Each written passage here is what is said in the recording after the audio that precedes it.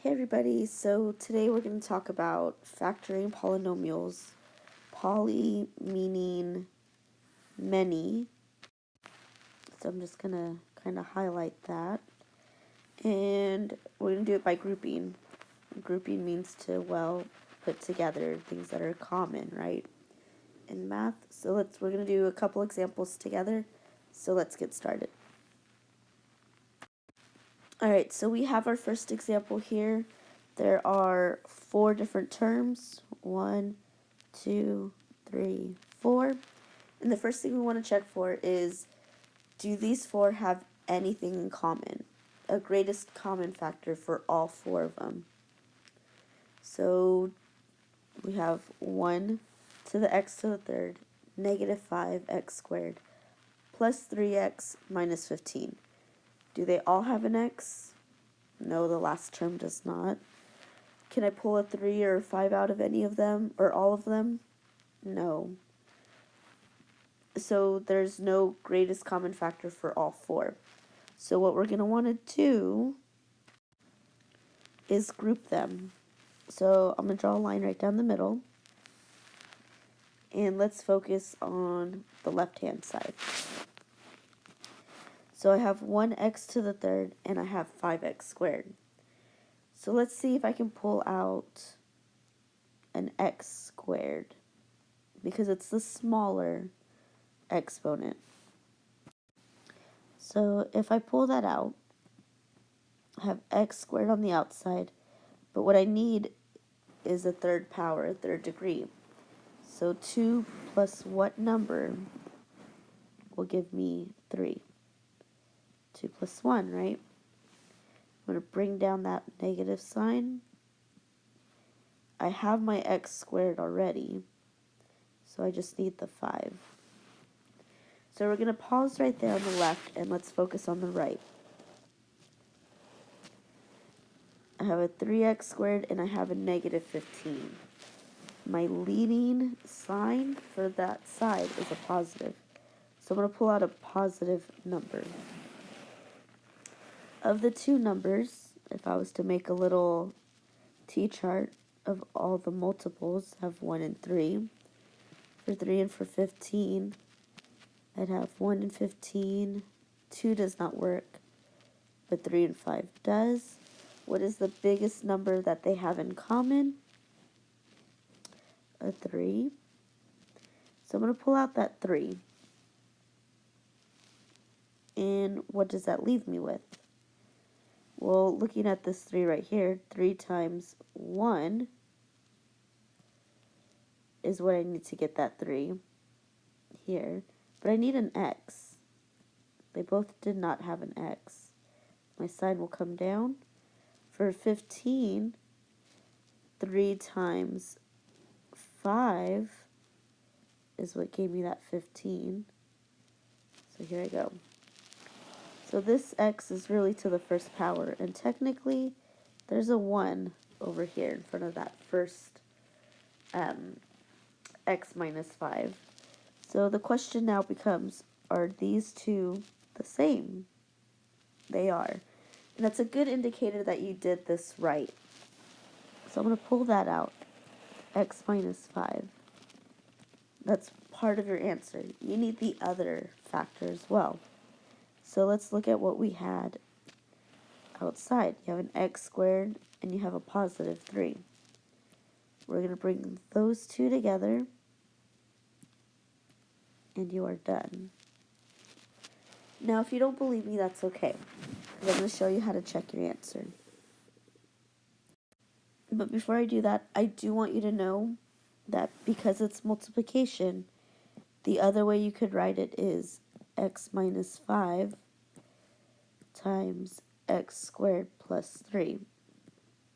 Either one of those would work. Order doesn't matter. 3 times 5 is 15. 5 times 3 is 15. It does not matter with multiplication. Alright, so let's backtrack and let's talk about how to check your answer. So what we did when we factor is we're doing the opposite of distribution. So to check it, if we distribute, either one of these right here, we should end up with the original problem that we started off with, way at the top in black. So let's do that. So let's take this last thing that we wrote. We're going to take this x and we're going to share it with everybody in the other set of parentheses. So x times x squared is x to the third, and x times positive 3 is a positive 3x. There's nobody else to share it with, so let's move on to the other. Remember, it's a negative 5. So negative 5 times x squared is negative 5x squared. And negative 5 times a positive 3 is negative 15. So is there anything here that we can combine? I notice I do have 3 sets of x's, but they don't have the same exponent, so I cannot combine them. But I can write them in descending order, meaning my biggest exponent, x to the third, is first, all the way down to no variable at all. So the negative 5x squared comes next, positive 3x, and then minus 15. So now let's go back to the top to see if that was exactly what we had. So x to the third minus 5x squared plus 3x minus 15 in black. Yep, that's exactly what we have. So what we have right here is correct when we did the math. So good job. Let's do 3 more like this. Alright, so example number 2 out of 4. First thing we want to do is there anything that each of these 4 terms have in common that we can pull out? No, there's not. So let's go ahead and draw our line. And let's group on the left first. I have a 4 and I have a 20. So let's see all the numbers that multiply to 4. 1 and 4, and 2, and 2. Next, we're going to want to find all the numbers that multiply to 20. Do that in a different color, that way we don't get confused. So always start with 1. So 1 times 20, 2 times 10, 3 doesn't work, but 4 and 5 does work. And what we're looking for is the biggest number on any side that they have in common. I see a 4 and a 4, so that's what we're going to pull out. And I see the smallest exponent is a 1, so I'm going to pull that out.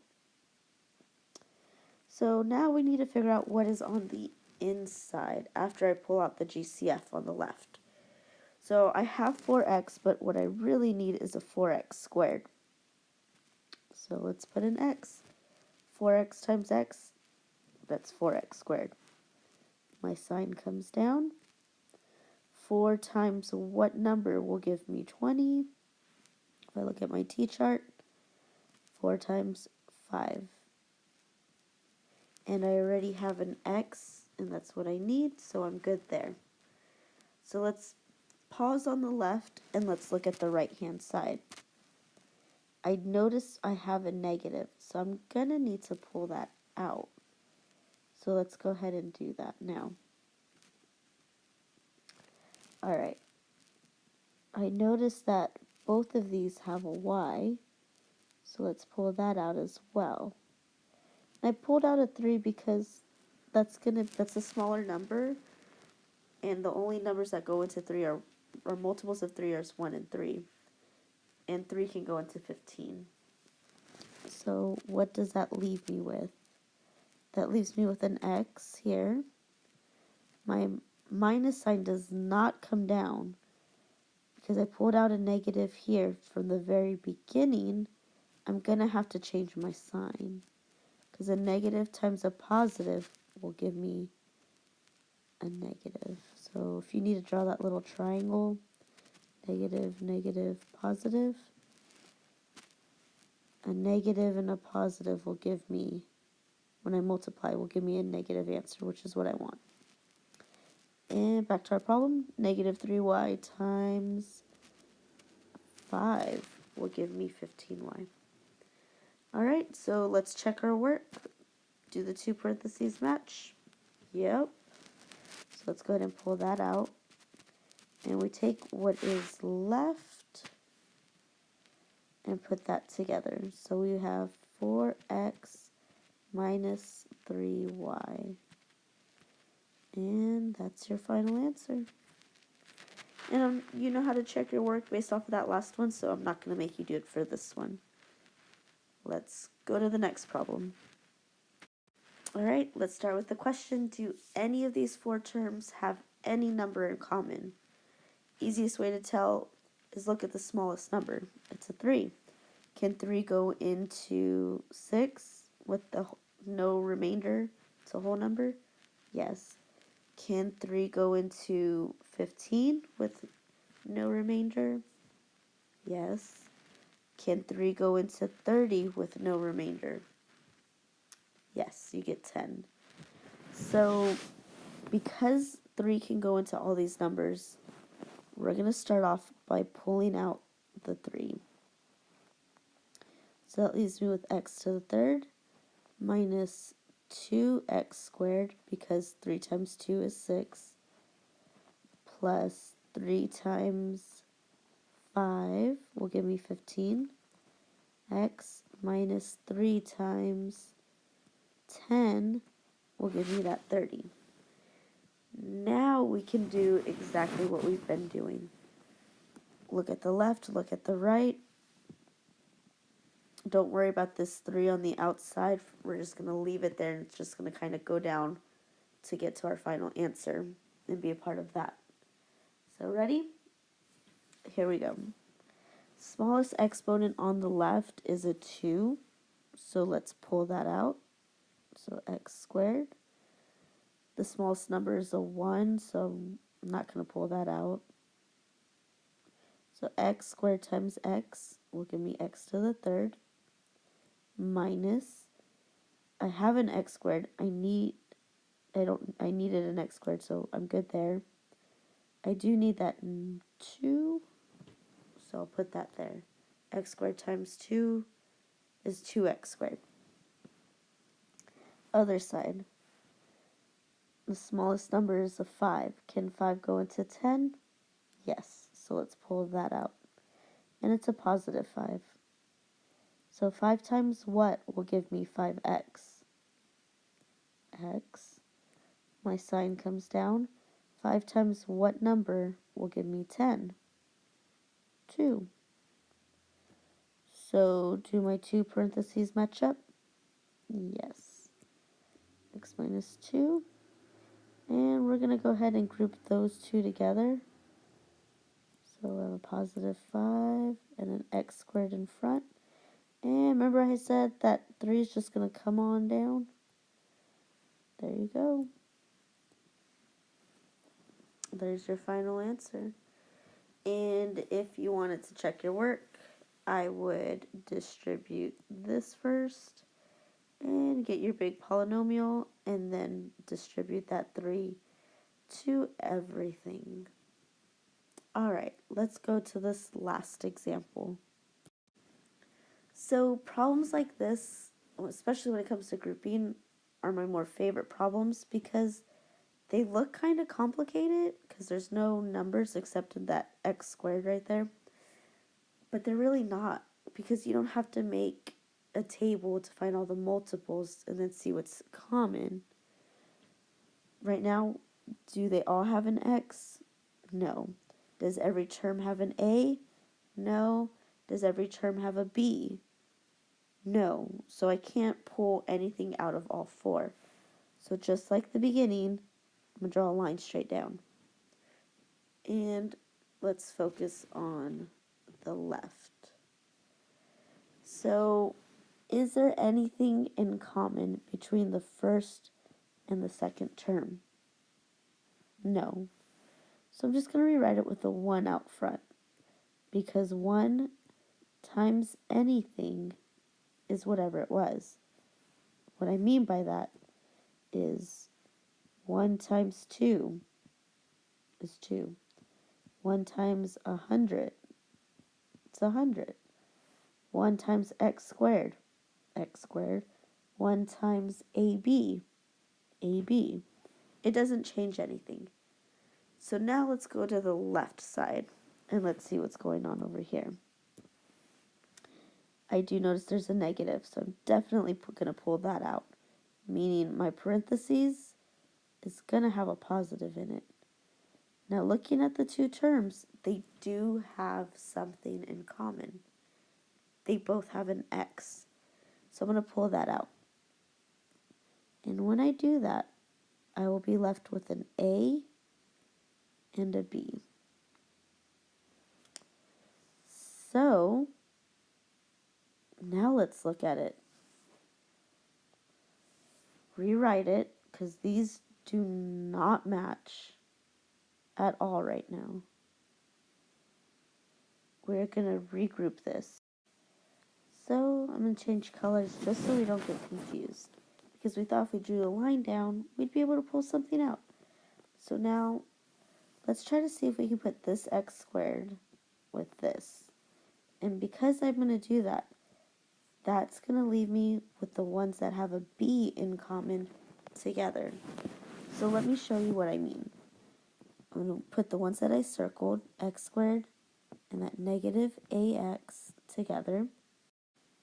And then I'm going to put the negative bx plus ab together on the other side. And there's my line. Alright, so let's look at the left. They both have an x in common, so I can pull that out, leaving me with x minus a. And on the right hand side, I have that negative, so I'm pulling negative out, and they both have a b. So I can pull that out, leaving me with x. Because I pulled out a negative, I have to change the sign right here. So it's minus a. Now my parentheses, they're the same. So what is that going to leave me with? My final answer, x minus b and x minus a.